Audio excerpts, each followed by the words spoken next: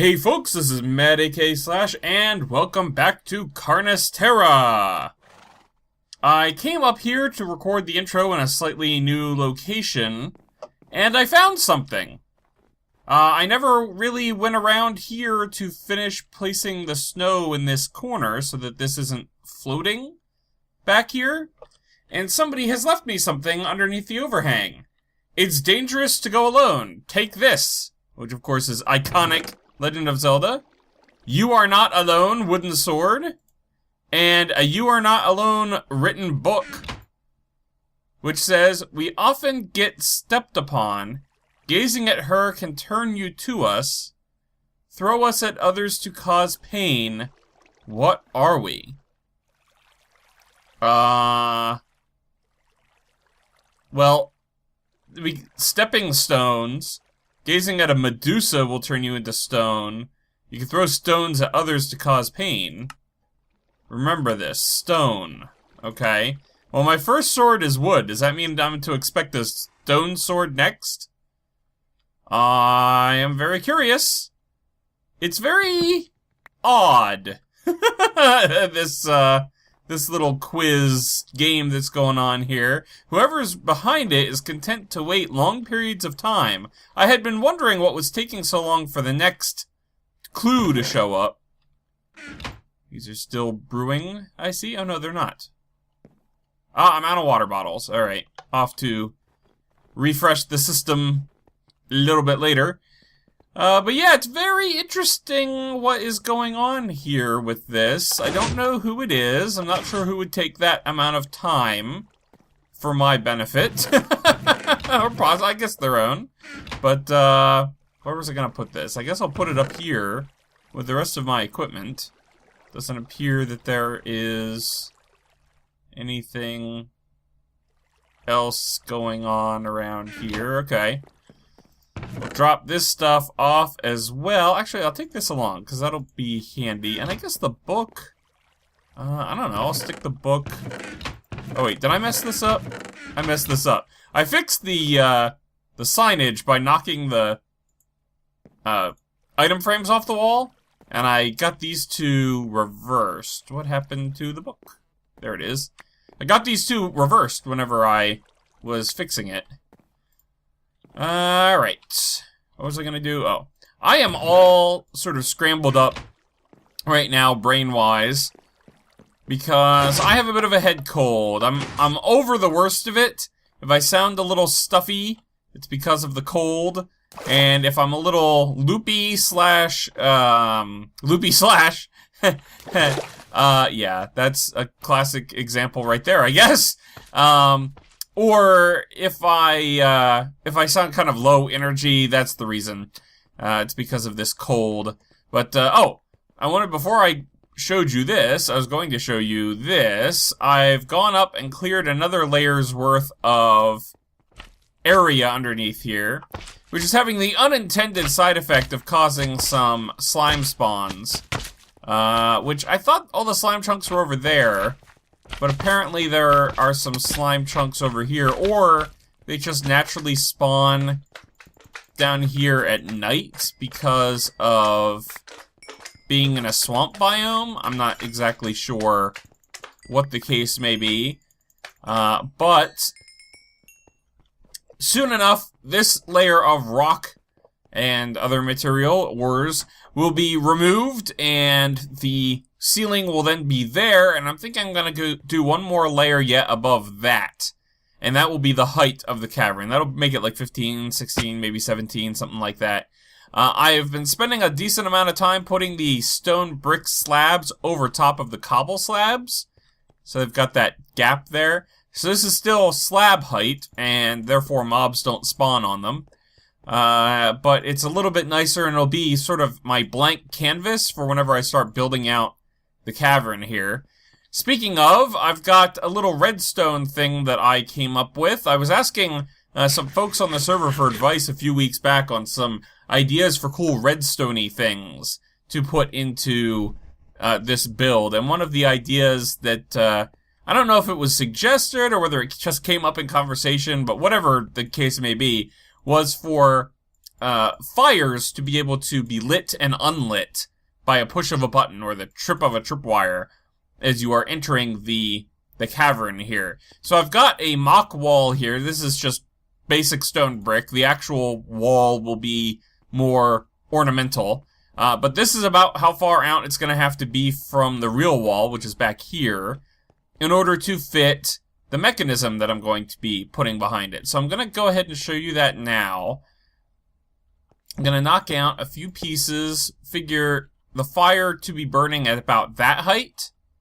So we're going to have netherrack here, and it's going to be lit on fire, right? And then we're going to hide that with something like this, right? So you can't see that, you'll just see the fire, okay? And actually, I may have put that one too high. No, yeah, I think that's one too high. For this experiment, or for this demonstration at least, I think that's too high. I need to move it down one. And I'll show you why in a second, because the wiring is going to be a problem if I put it there. So let's put it here instead. And then 2 blocks above it, we're going to have a dispenser. Oops. Gosh darn it. A dispenser there, which will have a flint and steel in it.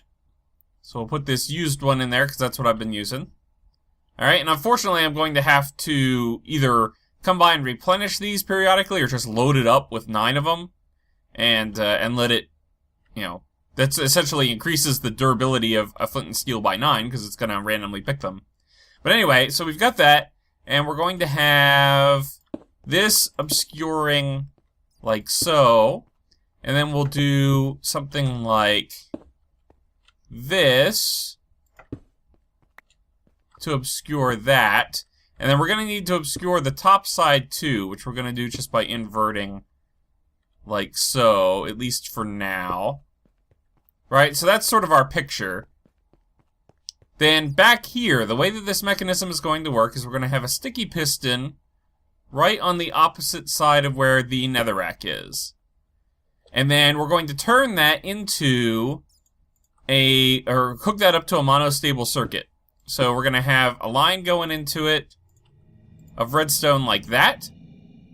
And then let's get some of these tools that I don't need off the bar. We'll need that, we'll need that, we'll need that.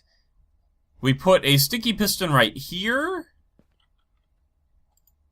Ah, come on, place. There we go. And then a block on top of that. And then we've got a line here with a repeater on 1 tick. And then we can put a button on here like so. Actually, I can put it anywhere. If I do that, see how it grabs the netherrack and pulls it back, and if I do it again, it leaves it? Because it's a 1-tick pulse that sticky piston is receiving. Alright, so that's the first part of it, and then the other part of it is to just send a signal to this, which we're going to do by placing some slabs here like that. We're going to need to grab a signal from here, where the button press happens, so that's going to go up. And this button will actually be hooked up, when it's done for real, it'll be hooked up to the entrance somewhere, either so that you can push a button when you come in, or probably to a tripwire hook, so that when you cross the threshold, you hit the tripwire, it lights all of the lights, like in succession, boom, boom, boom, boom, boom, boom, boom, boom, boom, down the wall. Kind of like whenever, you know, they open up the tomb, and then the sudden rush of fresh oxygen reignites all the torches. So that's the effect that we're going for. So we're going to go to here, and then to here, and then we're going to do some more slabs like that. And we're going to step down like so. And then we're going to have to end up putting some slabs in place to prevent monster spawn, something like that. And that's all that is required there. And did I get all of the redstone up here? I'm placing it against the block above to make sure that it places. Or not to make sure that it places, but to make it easier to place on the block below. Because it goes in that space. Alright, I think that's it. So if I go ahead and do this, this time it will fail, right? It didn't light anything because the netherrack was pulled back. But if I do it this time, aha, we have fire. So if I demonstrate with the torches removed so that you get the darkness effect on this side of the room, right? Because there won't be any light except for maybe some ambient light hidden in pillars and sort of behind blocks, but there won't normally be any light. So usually the wall will be about like that. Okay, and if I can actually put a block here so that the wall looks normal with the piece missing. You don't see just through to the back. But then we push the button. Bam! Suddenly you've got light. And if I hook this up in succession, starting at one end and going down to the other, just chain it off of one signal, like I could just continue the signal off of here somewhere and have it continue on down the wall. I can add repeaters in such a way that as the signal goes, it goes in sequence, so you get all the way down the wall. And so you get a cool effect from walking in. Okay, that's just I thought there was something moving down there. It was freaking me out. But there's also an idea that I have for some large braziers, basically gigantic torches, in various places around the chamber, like maybe halfway between the two pillars on either side, or, forming a triangle with this or something. I don't know exactly where they're going to go. But I have an idea for that could be hooked up to the same mechanism. And, well, actually, let me just show you real quick. I'm going to pop into a creative world. And here we are in my creative world. I don't think I've ever shown this on video before. You can see where I had some fun with TNT. You can see some other random stuff all over the place here. That's things that I've worked out.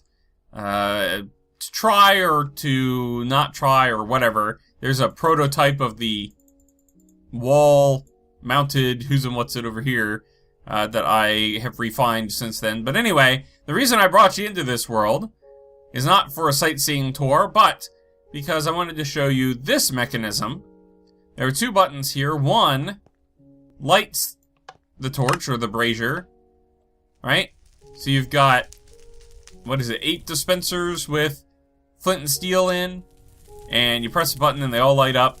And it'll be covered up in some way, right? You'll have, it'll be, concealed, say like this.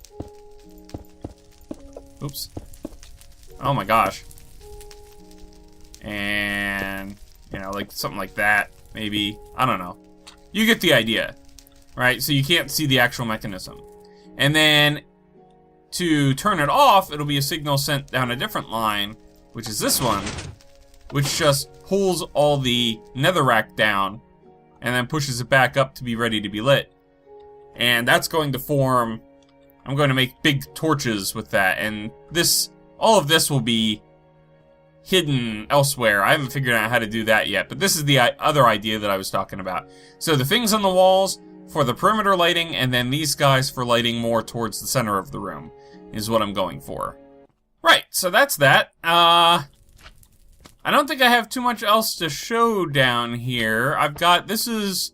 Can't see it very well right now because it's not burning, but this is where I've been auto-smelting all of my cobble into smooth stone.